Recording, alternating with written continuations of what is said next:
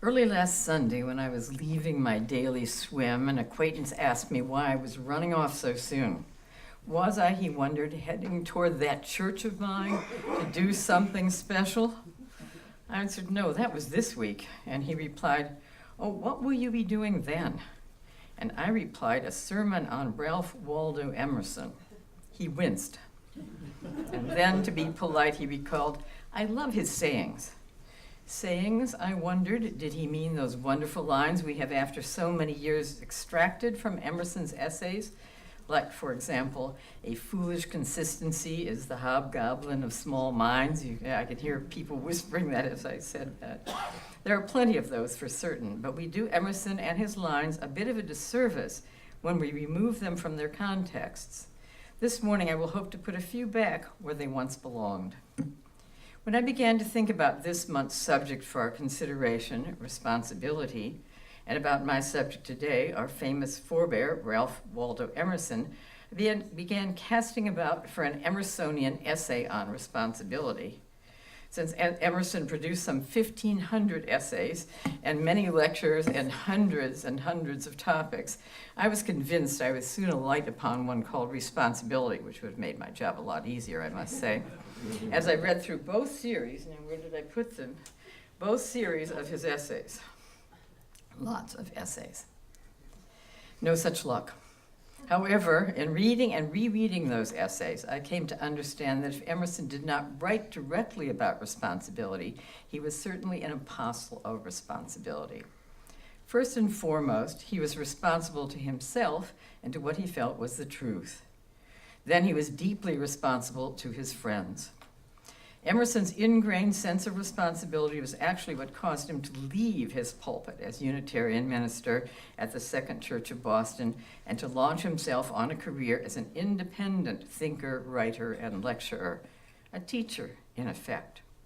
Among other things, Emerson could not in good conscience cotton to prevalent Unitarian ideas of the Lord's Supper at that time. He wanted to think through what religion might be for himself, wherever that journey might lead him. Last week, one of our attendees at Joys and Sorrows here at MVUU spoke of our free thinking here at our church. I have no idea whether Emerson would have felt at home here, but he could have taught us all something about what it takes to be a free thinker. As cases in point, I'd like to have a look at two of Emerson's essays. Here comes the English professor. I hear you all saying it right now. At two of Emerson's essays in which responsibility is deeply embedded, if not outright discussed. The famous essay on self-reliance, which many of us may have been asked to read at much too young an age, at least I felt I was. And secondly, perhaps even more importantly, in the less famous essay on friendship. And that's a beauty. To my mind, these essays are linked, odd as that may seem at first. It is the self-reliant, as Emerson sees them, who make the truest friends. In self-reliance, we find an Emerson who believed not in the kind of individualism which robber barons and other later interpreters loved to believe in, an individualism that might allow one to run amok over other people. Instead, we find a person who felt strongly that we all owe ourselves a very basic trust in our selfhood. After reading about Emerson's life, I think that the seeds of self-reliance must have been sown in Emerson's trip to the continent, just after he left the Second Church. When Emerson came home from that important trip, which was, by the way, encouraged by his church, he sought to find himself and his still newish country as something distinct from Europe, something that was ours.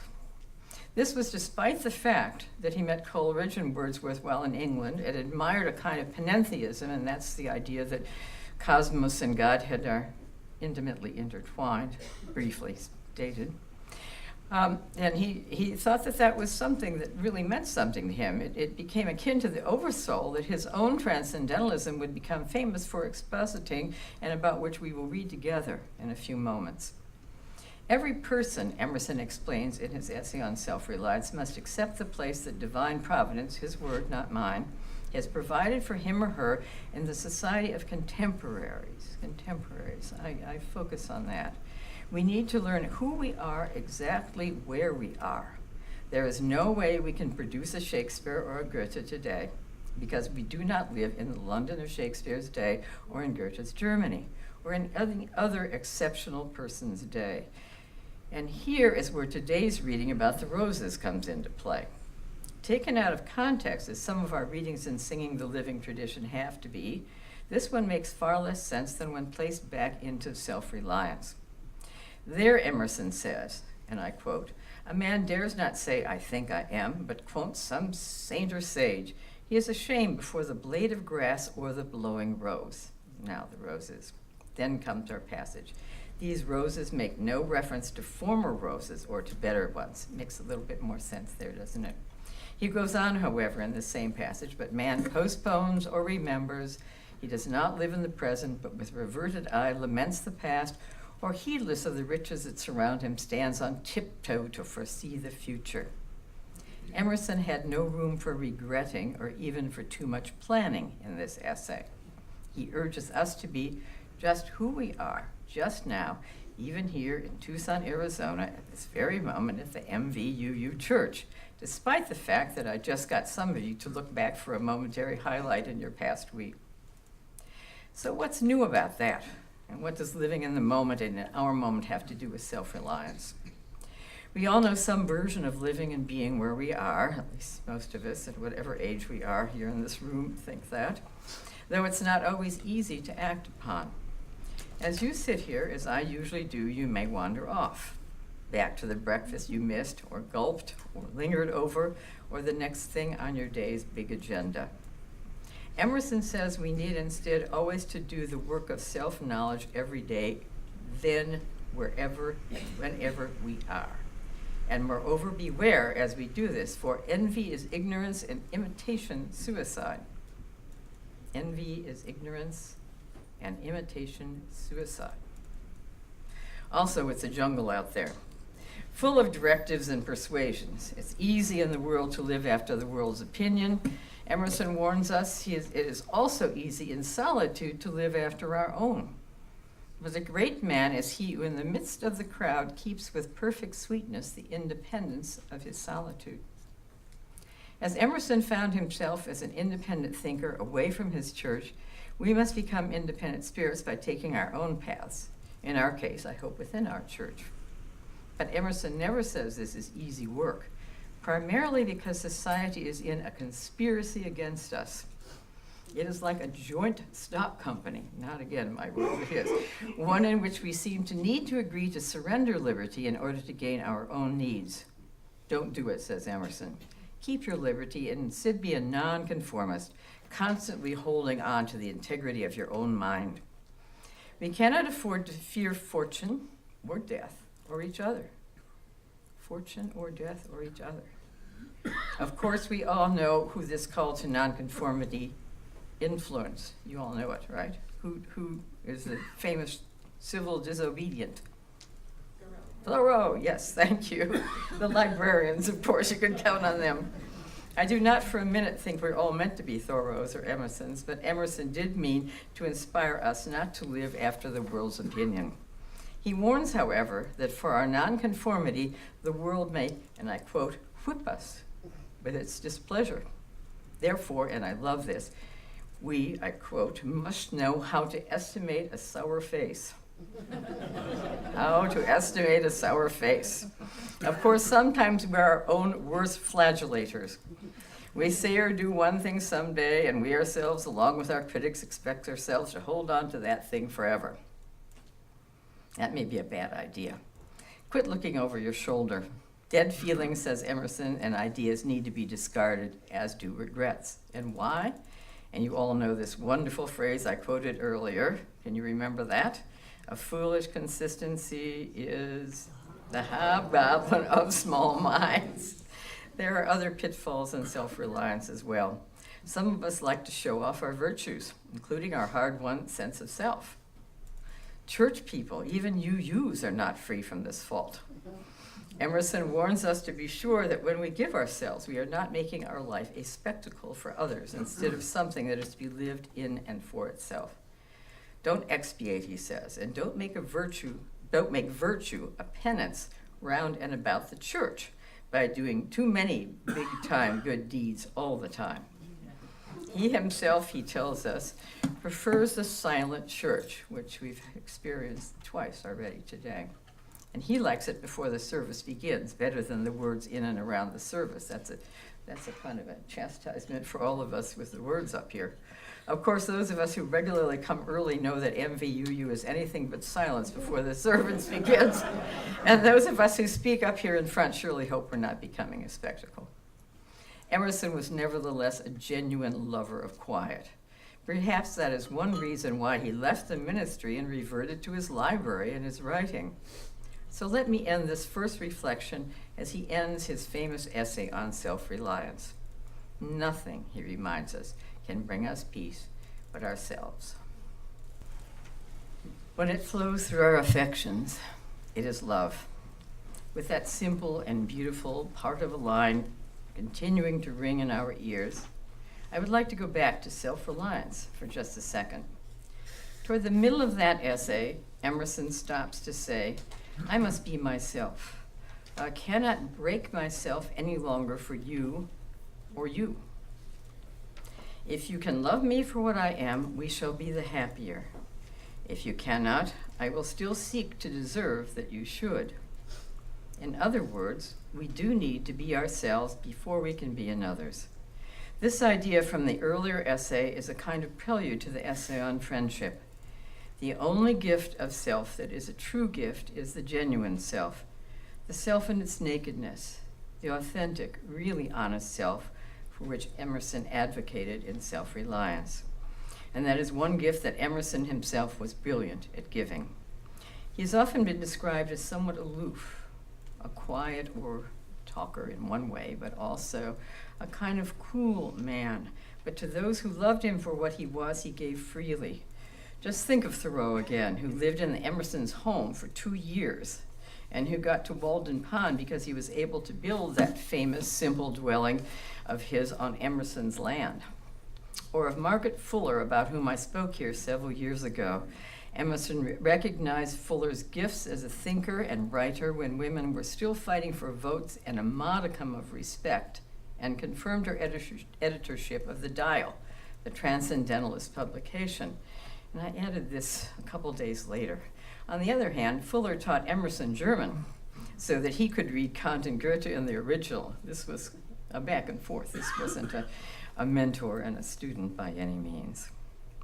Or imagine the Alcott family, and I would recommend to all of you, here I come with books again, this wonderful book that won the Pulitzer a couple of years ago, Eden's Outcasts. It's the story of the Alcott family, Louisa May and Bronson Alcott, the famous Unitarian. So imagine the Alcott family without the Emersons. Emerson, not a rich man, helped Bronson Alcott with a gift of monies when his school was failing. That's Alcott's school failing. He also supported Fruitlands, Alcott's dream of a utopian vegan community. Emerson underwrote Fruitlands not because he believed in it or that it would be a success. In fact, he feared that it would not. But it was his friend's dearest dream at the time, and so he helped out. And he got the Alcotts their house, Hillside, the one that Louisa May would later celebrate in her famous novels. And young Louisa herself used to run 8 minutes from there to Emerson's private library in Concord nearly every day for talk and book borrowing. In her eulogy to Emerson, she credits him with much of her own education. I could keep on going about his friend Thomas Carlyle, for example, whom Emerson met when he was in England and invited to the United States, and whose work he worked hard to get published. He worked for ages to do it. Emerson was an exemplary friend. So what did Emerson say about befriending when he came to write an essay about it? Well, you already saw that he counseled us not to break ourselves for others, but to hope to be loved by those who see us for what we are. But in friendship, he goes further, the essay Friendship, but with still another link back to that earlier essay. The soul, he writes, environs itself with friends that it may enter into a grander self-acquaintance or solitude. What on earth does that mean? I think one thing it does mean is that we know ourselves better when we see ourselves reflected through another. And I think, too, that his best example of this may come when Emerson points out that as a scholar, like himself, one can easily hit a writing or thinking block confronted with a blank piece of paper. But when one sits down to write a friend a letter, and I know we don't do this anymore, but we used to, about his ideas, back in the days when we did such things, one's ideas somehow come into focus. I believe in this idea. I used to tell my own graduate students when they were stuck on a thesis, or any idea, really, to talk about it to anyone who would listen to them. I was certainly not trying to create youthful versions of crazed ancient mariners, grabbing the nearest soul to tell their thoughts to. I was trying instead to get them to articulate to another person just where they thought they might be going. Often that brought a kind of clarity that had eluded them. Just as with self-understanding, there is no room for deception in Emerson's ideas of friendship. Certainly, we should never seek friends to try to appropriate them to ourselves. Emerson would instead do with his friends what he would do with his books. Believe it or not, I'm quoting him now. Have them where he could find them, but never use them. Moreover, all association, according to Emerson, is a compromise. When we approach one another, we give up something of the flower of the self, but we give it freely in the hope of the beauty of friendship, which for Emerson, and this is amazing to me, which for Emerson, like immortality, his word, is too good to be believed. Friendship is too good to be believed.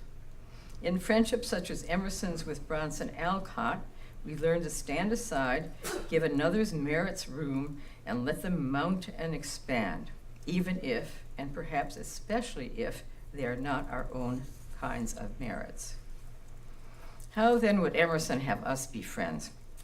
He puts forth two absolute necessities.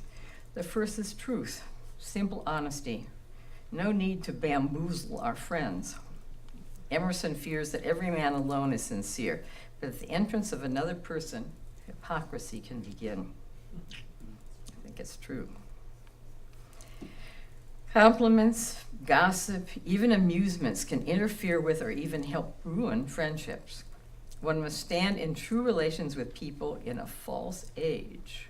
And he certainly thought his was one, and some of us may fear that ours is one too.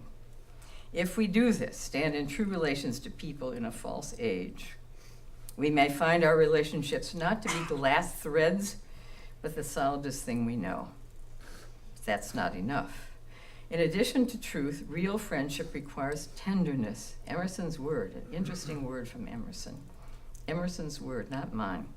Friendship for him might be for country rambles, serene days, and graceful gifts, but it is also for rough roads, hard fare, shipwreck, poverty, and persecution, all of which demand a kind of tenderness that includes listening and caring. And the hypocrisy can enter when even one person enters one's life. Real friendship for Emerson takes place one-on-one. He says, in good company, there is never such good discourse between two across the table as takes place when you leave them alone. For Ralph Waldo Emerson, three can easily become a crowd. It seems to me that Emerson, although choosing his own friendships, desired never to be closed to new ones. He felt he ought to be equal to what he called every relation. A sublime hope, and I'm quoting, cheers the ever-faithful heart that elsewhere, in other regions of the universal power, souls right now are acting, enduring, and daring, which can love us and which we can love. But we don't go looking for these, they somehow find us. So what legacy can a forebearer like Emerson leave to us today? No doubt a lot more than resides in my just two examples from his writings. I've not touched upon his famous essay on nature, which relates to our seventh principle so well, nor upon the transcendentalism for which he is even better known and which Joy Atkinson explained to a number of us several years ago. Last week, the Reverend Ron spoke of our 7 UU principles as though they were an arc, with the first principle the one side of the arc and the seventh the other. I'd like to think of it more as an arch, an arc that's an arch, or even better, a double arch. I dare venture to say that Emerson, who predated those principles of ours by over 100 years, may have led us through our first two principles. the inherent worth and dignity of every person, and justice, equity, and compassion in human relations. And as we were reading today, I noticed that he could have led us through the fourth as well. And his idea of an oversoul, of which you read today, certainly lead us to our last, respect for the interdependent web of all existence, of which we are a part.